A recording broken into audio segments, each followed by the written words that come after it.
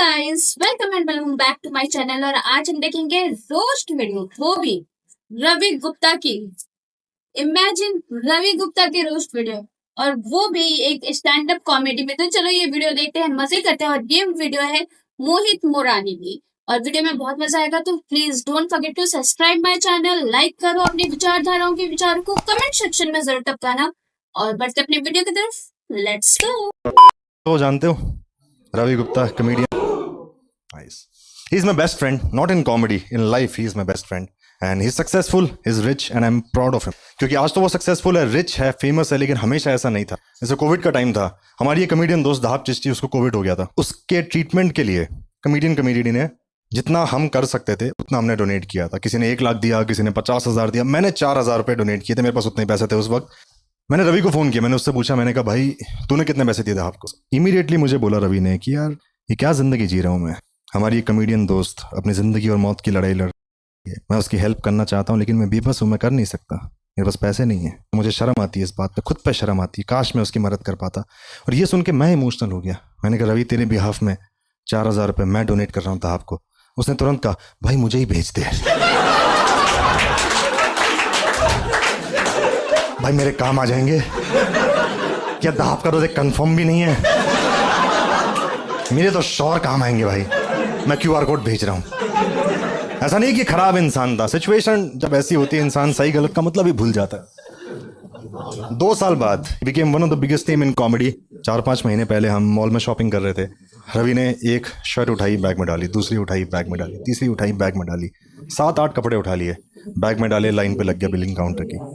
फिर मुझे कहता है भाई देखना ज़िंदगी कैसे बदलती है। आज से 2 साल पहले एक कपड़ा खरीदना होता था तो मैं 100 बार सोचता था, और आज देख मैंने कपड़े रख लिए, प्राइस टैग तक नहीं देखा मैंने कहा भाई हम ज़ूडियो में हैं।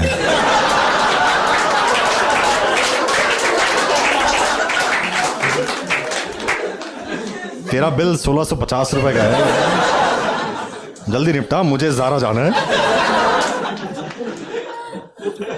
बहुत स्ट्रगल किया है, बहुत स्ट्रगल किया है रवि गुप्ता के माँ बाप ने।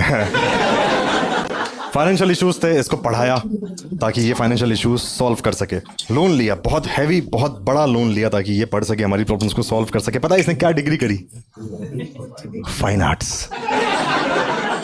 घर पे कर्जा है, हम आर्टिस्ट बनेंगे, कार्टून बनाएंगे, हम एक डाइंग इंडस्ट्री में जाएंगे। कार्टूनिस्ट बन गया भाई। 4 साल की डिग्री करी, फिर 1 साल दिल्ली आया, इसको जॉब ही नहीं मिली। घर पे बोल रखा था जॉब है। फिर एक दिन घर गया तो इसकी माँ ने देखा इसको, बहुत खुश हुई। अब बेटा आया, कहा जा बेटा कुछ खाने को ले आ। तो आया है, बहुत खुशी है, अब तो कमाने लगा है। ये घर से बाहर निकला, आंगन में बैठ गया, फिर परेशान हो गया कि यार ये क्या ज़िंदगी जी रहा हूँ मैं। और आर्टिस्ट है वो, कार्टूनिस्ट है, हमेशा अपने पास एक डायरी रखता था, एक पेंसिल रखता था। उसने निकाला और ड्राइंग बनाने लगा, खाने की ड्राइंग बनाई और अपनी माँ के पास ले गया। माँ को बोलते, माँ आज मेरे पास पैसे तो नहीं है, मेरे पास कला है, एक ना एक दिन पैसा ज़रूर आएगा माँ, अभी आप ये देखो। इसकी माँ ने उठाया कि ये क्या दाल चावल बनाया है, ये क्या शकला का मुम वाली पेंसिल है, ठीक है बेटा ले। इसकी माँ भी सोच रही थी कि यार ये कितना गरीब बेटा हमने पैदा किया। साला ड्राइंग क्यों बना रहा है दाल चावल की? अबे सुशी बना कम से कम। ख्यालात में तो गरीब मत रहे हरामी, कुछ आलियो ओलियो कुछ बन जाए। पर मैं मिला भी इससे इसी हालत में था, गरीबी की हालत में मिला था। ऐसा मत समझना कि मैं गरीब था, वो दर गरीब था। मेरी सैलरी 18-20 हज़ार से ऊपर जाती नहीं थी। वो पता नहीं क्या, उसके पास कुछ नहीं था। कॉमेडी शुरू की थी उसने मुझसे पहले, 1-2 साल पहले। एक कॉमेडी क्लब है, प्लेग्राउंड कॉमेडी स्टूडियो, उसके बाहर खड़ा हुआ था, एक मोमोज के ठेले को घूर रहा था। हवस थी उसकी आंखों में से।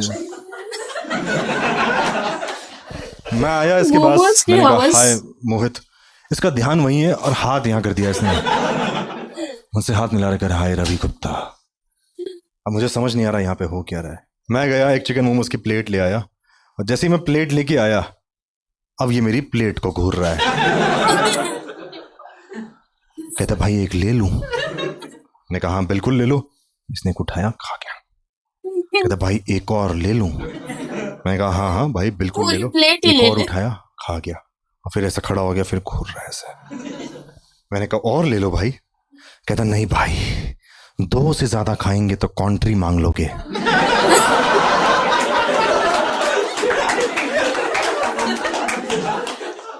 मैंने कहा नहीं मांगो कॉन्ट्री, आप खाओ भाई, बिल्कुल बेखौफ होके खाओ। कहता पहले तुम माँ कसम खाओ। मैं भाग साले, माँ कसम खाओ मोमोज के चक्कर में। आपको लगता है अभी वायरल हुआ है? उससे पहले से 2018-19 से वीडियोस डाल रहा है वो। उसके वीडियोस चले थे, व्यूज आए थे, लेकिन उसको काम नहीं मिला था। बहुत परेशान रहता था उस बात को लेके। वेट करता था कि मुझे बस एक शो मिल जाए जहाँ पे बहुत सारे लोग हों। एक शो मिला ऐसे त्रिचिपल्ली में, नॉट मेकिंग दिस अप, ये भी सच है। त्रिचिपल्ली में ऐसे एक शो मिला, तो उन्होंने कहा सर हमारा बजट कम है, शो कल ही है, 15,000 रुपये का बजट है, हम आपका ट्रैवल और स्टे देख लेंगे। कहता कोई दिक्कत नहीं है, क्या मेरी ट्रेन की टिकट कर दो, मैं आ जाऊँगा। कहता सर दिल्ली से त्रिचिपल्ली ट्रेन?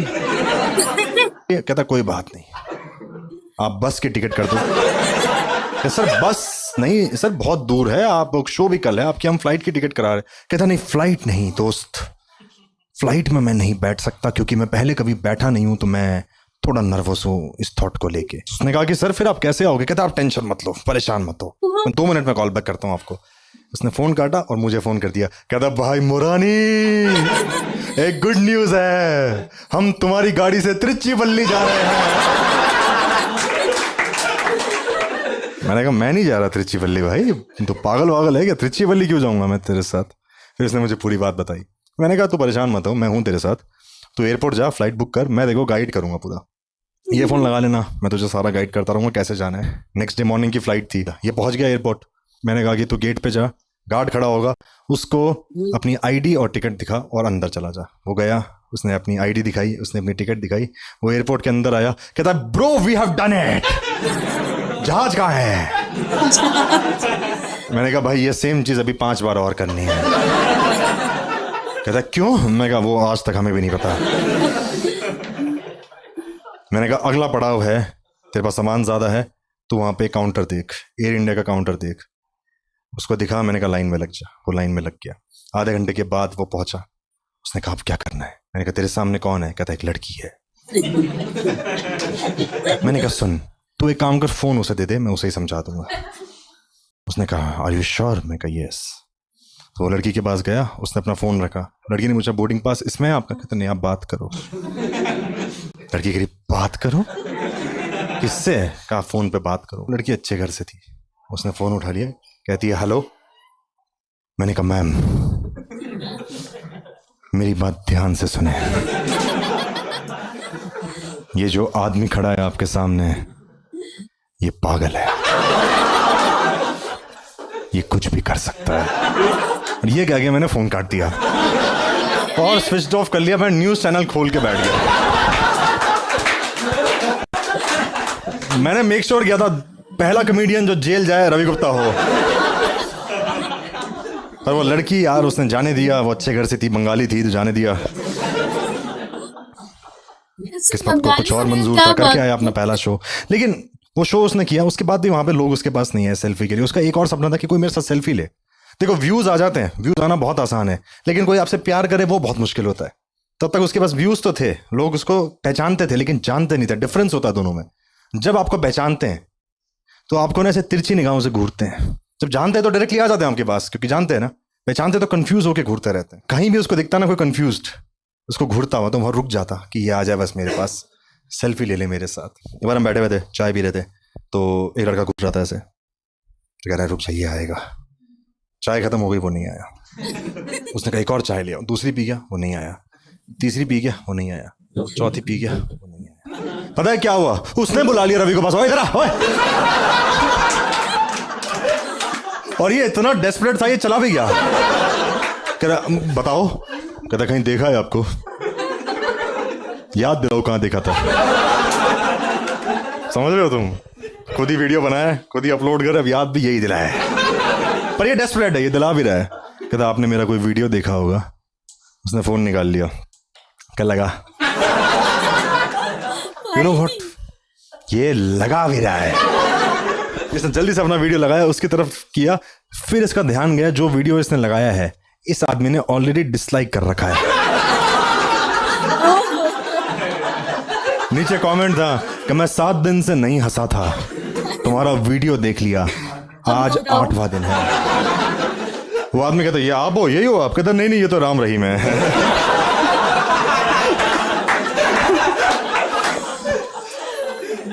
हम बनारस में थे एक दिन, मणिकर्णिका घाट, आप में से कोई गया हो तो आपको पता हो कि वहाँ पे हर वक्त एक चिता जलती रहती है। आपको एक अलग थॉट आता है वहाँ पहुँचने के बाद, आपको पता लगता है कि ज़िंदगी कितनी अनसर्टन है, कभी भी ख़त्म हो सकती है। वहाँ जलती हुई लाशों को देख के रवि ने कहा कि यार ऐसी गुमनाम मौत, मुझे लगता है मैं भी मरूंगा, कोई नहीं होगा मेरे जनाजे पे, किसी को फ़र्क नहीं पड़ेगा। मैंने कहा मैंने तुझे स्टेज पे कॉमेडी करते हुए देखा है ब्रो, ये मौत तो तू नहीं मरेगा। नहीं, मैं एक्चुअली में रवि से ज़्यादा किल करते हुए, जब उसका स्ट्रगल चल रहा था, जब वो जाता था ना स्टेज पे, उसके बाद जाने से डर लगता था हर एक कमेडियन को, चाहे वो कितना भी फेमस हो, कुछ भी हो। जो वो स्टेज पे करता था कोई नहीं कर पाता था। इनफैक्ट उसे कुछ बोलने तक की ज़रूरत नहीं पड़ती थी, वो खड़ा होता था, इस तरीके से उसका होल्ड था, एक कनेक्शन था, बस उसको वक्त लगा थोड़ा अचीव करने में। मैंने उससे कहा था, मैंने कहा मैंने तुझे स्टेज पे कॉमेडी करते हुए देखा, ये ज़िंदगी तू नहीं जीने वाला, ये मौत तू नहीं मरने वाला, कुछ ना कुछ होगा तेरी लाइफ में ब्रो। मुझे ये बता कि जब तेरी ज़िंदगी बदल जाएगी, जब तू वायरल हो जाएगा, क्या करेगा सबसे पहले? उस इमोशनल मोमेंट में रवि ने मुझे कहा कि भाई भरपेट मोमोज खाऊंगा मैं।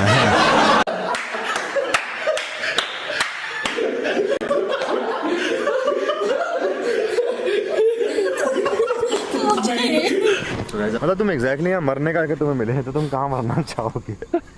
मतलब नीचे तक, वहां से लेके यहाँ तक, एग्जैक्टली तुम कौन से पॉइंट पे मरना चाहोगे? अगर उस जगह का नाम अगर सीमा है तो मैं सीमा पर मरना चाहूंगा।